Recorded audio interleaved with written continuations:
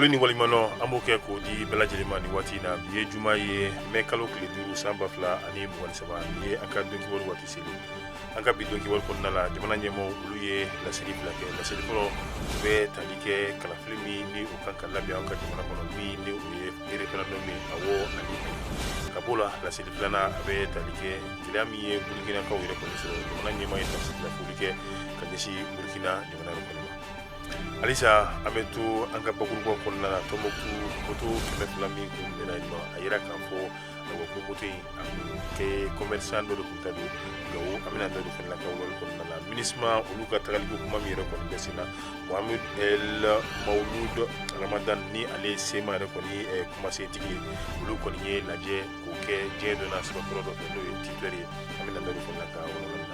ka fɔlɔ kan an bɛ taa jamana kɔ kan farafinna farajɛla an bɛ kibaruya minnu sɔrɔ yen nɔ an b'olu fara da lawale kan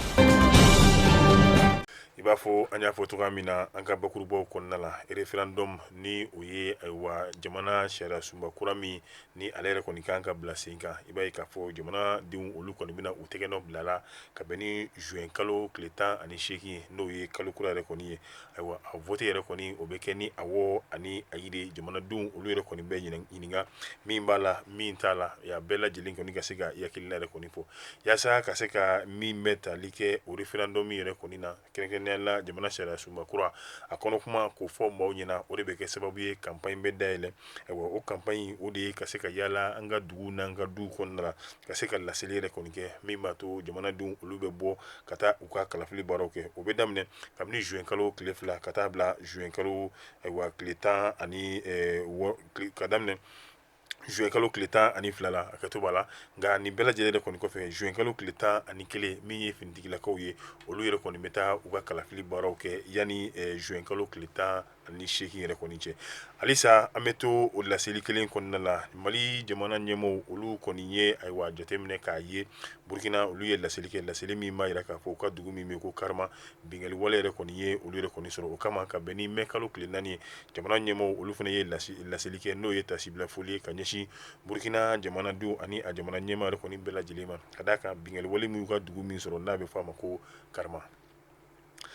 an bɛ to an ka jamana kɔnɔ halisa an y'a fɔ Tɔnbukutu waati tɛmɛnlen na n'a bɛnna mai kalo tile 2 yɛrɛ ma san 2023 finitigilakaw olu ye moto 200 ka se ka o de minɛ camion dɔ yɛrɛ kɔni kɔnɔ n'o bɛ tali kɛ fo camion 2 yɛrɛ kɔni ɲɔgɔnna si la ayiwa o min ni o yɛrɛ kɔni kɛra a yira k'a fɔ camion kɔni tun bɛ ka bɔ Nouakchott n'o ye Mauritanie yɛrɛ kɔni faaba kɔnɔna ye a kun kan ka na di an ka jagokɛlaba dɔ de ma n'o ye Gawo yɛrɛ kɔni kɔnɔna la nka tiɲɛ yɛrɛ la kunnafoni yɛrɛ kɔni ma di Mali finitigilakaw fo ka taa se Mali ɲɛmaaw yɛrɛ kɔni ma ayiwa ko bolimafɛn dɔ bɛ na n'o ye sen 2 ye moto Apsonic ka na di commerçant dɔ ma o ka feerefɛnw yɛrɛ kɔni don o kɛra sababu ye Mali finitigilakaw olu fana ye jagofɛn ka se ka kunbɛn sira la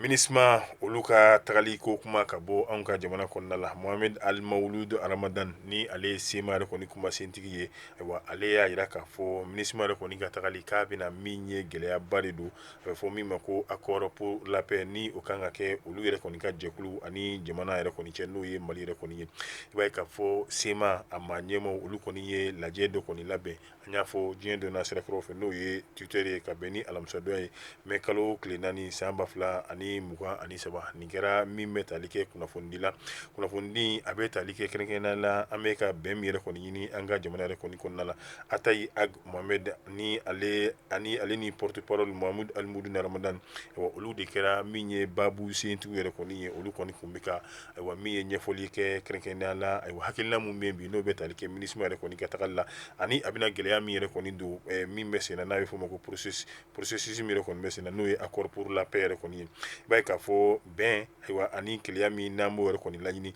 ni MINUSMA yɛrɛ kɔni taara accord pour la paix ko a bɛna kɛ sababu ye o yɛrɛ kɔni o bɛna jɔ bari ka d'a kan bi an bɛ waati min yɛrɛ kɔni na olu y'a yira k'a fɔ min bɛ kuma ɲɔgɔnya ye Mali ani olu ka jɛkulu yɛrɛ kɔni ni ɲɔgɔn cɛ a bɛ kalo caman yɛrɛ kɔni bɔ o kuma ɲɔgɔnya ayiwa o kɔni o jɔlen bɛ an bɛ waati min kɔni na ayiwa o b'a yira k'a fɔ kuma ɲɔgɔnya bɛɛ lajɛlen kɔni tigɛlen bɛ n'u ye banbaci kɔrɔ ale ni Mali yɛrɛ ɲɛmaaw yɛrɛ kɔni ni ɲɔgɔn cɛ an bɛ waati min yɛrɛ kɔni o kɔnɔna yɛrɛ kɔni na olu fana nana yira k'a fɔ bi min bɛ ka fɔ n'o ye ka se k'a fɔ ko MINUSMA yɛrɛ kɔni ka ta ka bɔ bɔ an ka jamana yɛrɛ kɔni kan a bɛna kɛ gɛlɛyaba ye bari kabini waati jan tɛmɛlen na jɛkulu fila ninnu n'o ye banbacukɔrɔ ye ale ni mali olu yɛrɛ kɔni y'a laɲini ka se ka min ye sigi yɛrɛ kɔni kɛ wa ni u y'a laɲini k'a fɔ ko k'o kɛ yɔrɔ la yɔrɔ min n'a bɛ fɔ a ma ko yɔrɔ netiri ni ale yɛrɛ kɔni sen yanfan ni bolo yanfan si ni o da tɛ accord pour la paix ale yɛrɛ kɔni kuma la hali n'o y'a sɔrɔ Algérie yɛrɛ kɔni ye baarabaw yɛrɛ kɔni kɛ min b'a to olu bɛ se ka waleya cogoya min na nka halisa o kumaɲɔgɔnya ninnu o kɔni o jɔlen b'a nɔ la foyi den kelen tɛ ka se ka bɔ a la ayiwa bi n'a fɔra ko MINUSMA yɛrɛ kɔni ka taa i b'a ye sema kɔni y'a jira k'a fɔ ko MINUSMA yɛrɛ kɔni ni ale yɛrɛ kɔni taara ka bɔ anw ka jamana kan a bɛna kɛ kɔlɔlɔba ye kɛrɛnkɛrɛnnenya la olu ka laɲini ye jumɛn o de ye ka accord pour la paix ka se ka o yɛrɛ kɔni bila sen kan min kɛra maa min ka kuma ye o de ye Mahamud Almawud Ramadan ko ka hakilila jiginni kɛ ko nin y'a san 8 de sema yɛrɛ kɔni y'i tɛgɛ nɔ bila accord pour la paix yɛrɛ kɔni na ni Mali yɛrɛ kɔni gouvernement kɔni ni ɲɔgɔn cɛ nka i b'a ye a bɛ kalo damadɔ yɛrɛ kɔni bɔ nin baara ninnu kɔni olu bɛɛ lajɛlen jɔlen don hali n'o y'a sɔrɔ min bɛ tali kɛ kɛrɛnkɛrɛnnenya la Algérie jamana na olu yɛrɛ ye fɛɛrɛba kɛ yaasa kumaɲɔgɔnya o bɛ se ka kɛ cogoya min na Mali ale ni banbacukɔrɔ yɛrɛ kɔni olu ni ɲɔgɔn cɛ nka nin bɛɛ kɔfɛ min ye sema yɛrɛ kɔni fɛnɛ ale fɛnɛ y'a jira k'a fɔ an bɛ baara min kan n'o ye référendum ye fo ka taa se jamana sariya sunba kura ma ko o kɔni o t'olu fɛla ko ye ka b'o la an bɛ taa kɛrɛnkɛrɛnnenya la an ka jamana kɔ kan jamana kɔ kan kibaruyaw la an bɛ taa min bɛ tali kɛ Tchad olu ka jamanaden dɔ kɔni bɛ yen n'i y'a fɔ o ma jamanaden nanamasumalen ale bɛ jɛkulu min kɔnɔ o jɛkulu min fana ye société civile ta ye n'o ye jamanaden nanamasumalen olu b'u yɛrɛ sɔrɔ jɛkulu min yɛrɛ kɔnɔna Haruna Mayiga maaba yɛrɛ kɔni don min ye Tchad jamana yɛrɛ kɔni kan min bɛ tali kɛ wulikajɔ la yaasa bɛn ni kɛlɛya ni basigi o bɛ se ka na jamana kɔnɔ cogoya min na fo ka se hakɛ ɲini olu yɛrɛ kɔni ma i b'a ye k'a fɔ a kɔni ye jamana ka senfila taama min yɛrɛ kɔni fɔ n'o ye hakɛto b'a la n'o ye Niger yɛrɛ kɔni ka senfila taama min yɛrɛ kɔni fɔ o min n'a y'o fɔ o de kɛra sababu ye Haruna Mayiga ale yɛrɛ kɔni bilala bɛrɛla fanga tigilamɔgɔ yɛrɛ kɔni fɛ n'a bɛ fɔ yɔrɔ min ma police judiciaire wa u tɛ ka yamaruya yɛrɛ kɔni di maa si den kelen ka se ka taa bɔ Haruna la a bɛ degun min yɛrɛ kɔni kɔnɔna la halisa jamana kɔkan kibaruyaw la dɔnkilidalangaraba min ni o bɛ kongokaw yɛrɛ kɔni fɛ yen nɔ ale kumana a ko farafinna ka kelenya ko kuma min yɛrɛ kɔni bɛ fɔ la ko tiɲɛ tɛ ale y'a nkalontigiya bari ka d'a kan ale ko waati jan tɛmɛnen na ale tun bɛ lamɛriki jamana yɛrɛ kɔni kan ale ye kalo 1 ani tilancɛ ka se ka o de kɔni kɛ yen nɔ ale bɛ taama jamanaw ni ɲɔgɔn cɛ n'o ye Ameriki jamanaw ni ɲɔgɔn cɛ visa n'o o ye sɛbɛn min kan ka ta ale ko ale m'o ta tile kelen nka i b'a ye k'a fɔ ale yɛrɛ kɔni ye farafinden ye min ye Kongo jamana ye ale ka se ka bɔ Kongo ka na Côte d'Ivoire jamana yɛrɛ kɔni kan u y'a diyagoya ale kan fo ale ka se ka visa yɛrɛ kɔni ta wa o fɛnɛ n'o baara ninnu bɛɛ lajɛlen na ale jɔlen de tora aéroport yɛrɛ kɔni na fɛn fɛn heure 1 n'a ɲɔgɔnna si olu bɛɛ lajɛlen kɛra kuma caman photo ta yen fɛ nin dɔ wɛrɛ kɛ yan fɛ ka nin fara ɲɔgɔn kan ka nin bɔ nin na nin nɔ ka nin don ɲɔgɔn la i b'a ye k'a fɔ kuma min yɛrɛ kɔni bɛ k'a fɔ ko Union africaine n'o ye farafinna ka kɛlɛya ye a y'a jira k'a fɔ nin kuma ninnu kɔni nin tɛ tiɲɛ ye bi nin tɛ tiɲɛ ye sini an bɛ bɔ yen an bɛ taa min ye Europe jamana yɛrɛ kɔni kɔnɔna la olu y'a jira k'a fɔ u ka dɛmɛ min n'a bɛ tali kɛ miliyɔn 10 ɲɔgɔnna si la euro wari yɛrɛ kɔni na ko o min n'o kun kan ka don Tchad yɛrɛ kɔni ma ko u ye a dɛmɛ ka se k'a bɛɛ lajɛlen yɛrɛ kɔni bɛɛ bɔ a dɔgɔ yɛrɛ kɔni kɔrɔ i b'a ye miliyɔn 10 ni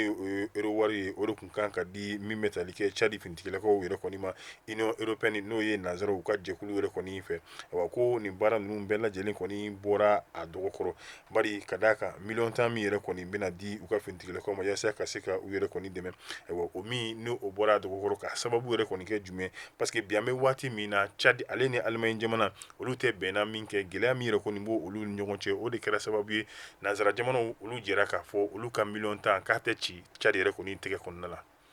ni ne fana bɛ dansigi an ka bi don kibaru la tugunɲɔgɔn komi ni a b'o kɛla ni anw ye k'o caya k'o jidi k'an ka ja ninnu cari diɲɛmaa bɛ se ka kunnafoni sɔrɔ cogoya min na an bɛ dugawu kɛ Ala k'an ka jamana lakana Ala k'an ka jamana basigi